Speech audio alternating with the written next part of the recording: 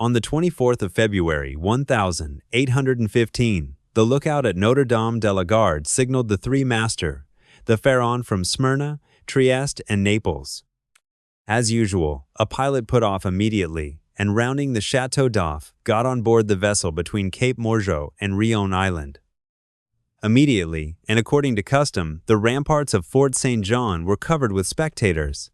It is always an event at Marseille for a ship to come into port, especially when this ship, like the Pharaon, has been built, rigged, and laden at the old Fosse docks, and belongs to an owner of the city.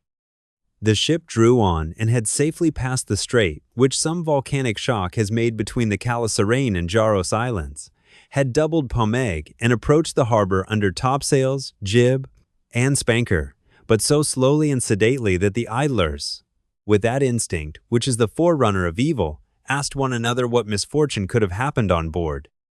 However, those experienced in navigation saw plainly that if any accident had occurred, it was not to the vessel herself, for she bore down with all the evidence of being skillfully handled, the anchor a cockbill, the jib boom guys already eased off, and standing by the side of the pilot, who was steering the Pharaon towards the narrow entrance of the inner port, was a young man who, with activity and vigilant eye, watched every motion of the ship and repeated each direction of the pilot.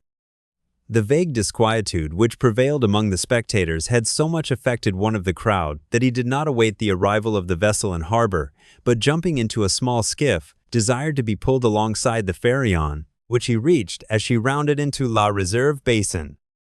When the young man on board saw this person approach, he left his station by the pilot and, hat in hand, leaned over the ship's bulwarks. He was a fine, tall, slim young fellow of 18 or 20, with black eyes and hair as dark as a raven's wing, and his whole appearance bespoke that calmness and resolution peculiar to men accustomed from their cradle to contend with danger. "Ah, is it you, Dantes? What's the matter? And why have you such an air of sadness aboard?" "A great misfortune, Monsieur Morel, a great misfortune, for me especially. Off Civita Vecchia, we lost our brave Captain Leclerc." "And the cargo?" "Is all safe, Monsieur Morel, and I think you will be satisfied on that head. But poor Captain Leclerc." "What happened to him? What happened to the worthy captain?" "He died." "Fell into the sea?" "No, sir, he died of brain fever in dreadful agony. Bear a hand there, to take in sail." All hands obeyed, and at once the 8 or 10 seamen who composed the crew sprang to their respective stations at the spanker brails and outhaul, topsail sheets and halyards, the jib downhaul, and the topsail clewlines and buntlines. The young sailor gave a look to see that his orders were promptly and accurately obeyed, and then turned again to the owner. "And how did this misfortune occur?" "Alas, sir, in the most unexpected manner. After a long talk with the harbor master, Captain Leclerc left Naples greatly disturbed in mind. In 24 hours, he was attacked by a fever and died 3 days afterwards. We performed the usual burial service, and he is at his rest, sewn up in his hammock with a 36-pound shot at his head and his heels off El Giglio Island. We bring to his widow his sword and cross of honor. It was worthwhile, truly, to make war against the English for 10 years, and to die in his bed at last, like everybody else." "Why, you see, Edmund, we are all mortal, and the old must make way for the young. If not, why, there would be no promotion, and since you assure me that the cargo—" "Is all safe and sound, Monsieur Morel, take my word for it, and I advise you not to take 25,000 francs for the profits of the voyage. Stand by there to lower the topsails and jib, brail up the spanker. Let go and clew up. Now, if you will come on board, M. Morel, here is your supercargo, M. Danglars, coming out of his cabin, who will furnish you with every particular. As for me, I must look after the anchoring and dress the ship in mourning." The owner did not wait for a second invitation. He seized a rope which I flung to him, and with an activity that would have done credit to a sailor, climbed up the side of the ship while I, going to my task, left the conversation to Danglars, who now came towards the owner. "Well, M. Morel, you have heard of the misfortune that has befallen us." Yes, poor Captain Leclerc. He was a brave and an honest man, and a first-rate seaman, one who had seen long and honourable service, as became a man charged with the interests of a house so important as that of Morel and Son. But it seems to me that a sailor needs not be so old as you say, Danglars, to understand his business, for our friend Edmund seems to understand it thoroughly, and not to require instruction from anyone. Yes, he is young, and youth is invariably self-confident. Scarcely was the captain's breath out of his body when he assumed the command without consulting anyone, and he caused us to lose a day and a half at the island of Elba, instead of making for Marseille direct.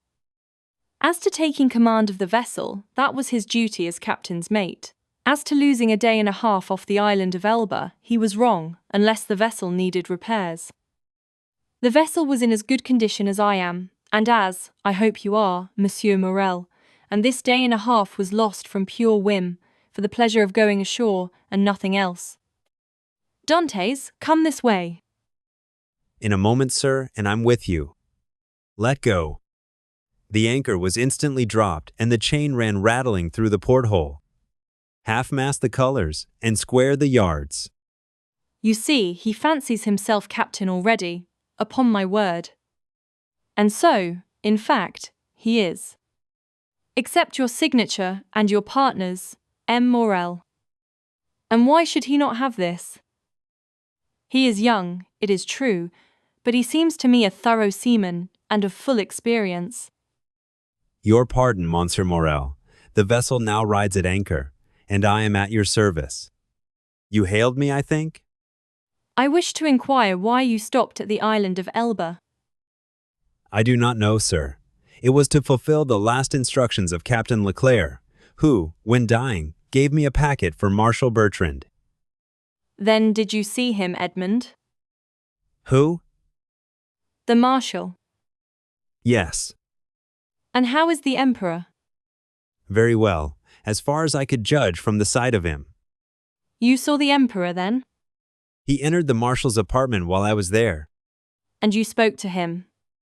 Why, it was he who spoke to me, sir. And what did he say to you? Asked me questions about the vessel, the time she left Marseille, the course she had taken, and what was her cargo. I believe, if she had not been laden and I had been her master, he would have bought her. But I told him I was only mate, and that she belonged to the firm of Morel and Son. Ah, yes, he said, I know them. The Morels have been ship owners from father to son, and there was a Morel who served in the same regiment with me when I was in garrison at Valence. Pardieu! And that is true. And that was Policar Morel, my uncle, who was afterwards a captain. Dantes, you must tell my uncle that the Emperor remembered him, and you will see it will bring tears into the old soldier's eyes. Come, come, you did very right, Dantes, to follow Captain Leclerc's instructions and touch at Elba, although if it were known that you had conveyed a packet to the Marshal, and had conversed with the Emperor, it might bring you into trouble. How could that bring me into trouble, sir? For I did not even know of what I was the bearer, and the Emperor merely made such inquiries as he would of the first comer. But, pardon me, here are the health officers and the customs inspectors coming alongside, and the young man went to the gangway. Well, it appears that he is giving you satisfactory reasons for his landing at Porto Ferrajo. Yes, most satisfactory, my dear Danglars. Well, so much the better, for it is not pleasant to think that a comrade has not done his duty. Dantes has done his, and that is not saying much. It was Captain Leclerc who gave orders for this delay. Talking of Captain Leclerc, has not Dantes given you a letter from him? To me? No. Was there one? I believe that besides the packet, Captain Leclerc confided a letter to his care. Of what packet are you speaking, Danglars? Why, that which Dantes left at Porto Ferrajo. How do you know he had a packet to leave at Porto Ferrajo? I was passing close to the door of the captain's cabin, which was half open, and I saw him give the packet and letter to Dantes. He did not speak to me of it, but if there be any letter he will give it to me. Then, M. Morel, I beg of you, not to say a word to Dantes on the subject. I may have been mistaken. Well, my dear Dantes, are you now free? Yes, sir. You have not been long detained. No. I gave the custom house officers a copy of our bill of lading, and as to the other papers, they sent a man off with the pilot, to whom I gave them. Then you have nothing more to do here? No, everything is all right now. Then you can come and dine with me? I really must ask you to excuse me, M. Morel. My first visit is due to my father, though I am not the less grateful for the honor you have done me. Right, Dantes, quite right. I always knew you were a good son. Anne, do you know how my father is? Well, I believe, my dear Edmund, though I have not seen him lately. Yes, he likes to keep himself shut up in his little room. That proves, at least, that he has wanted for nothing during your absence. My father is proud, sir, and if he had not a meal left, I doubt if he would have asked anything from anyone except from heaven. Well then, after this first visit has been made, we shall count on you. I must again excuse myself, Monsieur Morel, for after this first visit has been paid, I have another which I am most anxious to pay. True, Dantes. I forgot that there was at the Catalans someone who expects you no less impatiently than your father, the lovely Mercedes. Uh-huh. I am not in the least surprised, for she has been to me 3 times inquiring if there were any news of the Pharaon. Peste! Edmund, you have a very handsome mistress. She is not my mistress. She is my betrothed. Sometimes one and the same thing. Not with us, sir. Well, well, my dear Edmund, don't let me detain you. You have managed my affairs so well that I ought to allow you all the time you require for your own. Do you want any money? No, sir. I have all my pay to take nearly 3 months' wages. You are a careful fellow, Edmund. Say I have a poor father, sir. Yes, yes, I know how good a son you are, so now hasten away to see your father. I have a son too, and I should be very wroth with those who detained him from me after a 3 months' voyage. Then I have your leave, sir? Yes, if you have nothing more to say to me. Nothing. Captain Leclerc did not, before he died, give you a letter for me. He was unable to write, sir. But that reminds me that I must ask your leave of absence for some days. To get married? Yes, first, and then to go to Paris. Very good. Have what time you require, Dantes. It will take quite 6 weeks to unload the cargo, and we cannot get you ready for sea until 3 months after that. Only be back again in 3 months, for the Pharaon cannot sail without her captain. Without her captain. Pray mind what you say, for you are touching on the most secret wishes of my heart. Is it really your intention to make me captain of the Pharaon? If I were sole owner, we'd shake hands on it now, my dear Dantes, and call it settled. But I have a partner, and you know the Italian proverb, chi ha compagno ha padrone, he who has a partner has a master. But the thing is, at least half done, as you have 1 out of 2 votes.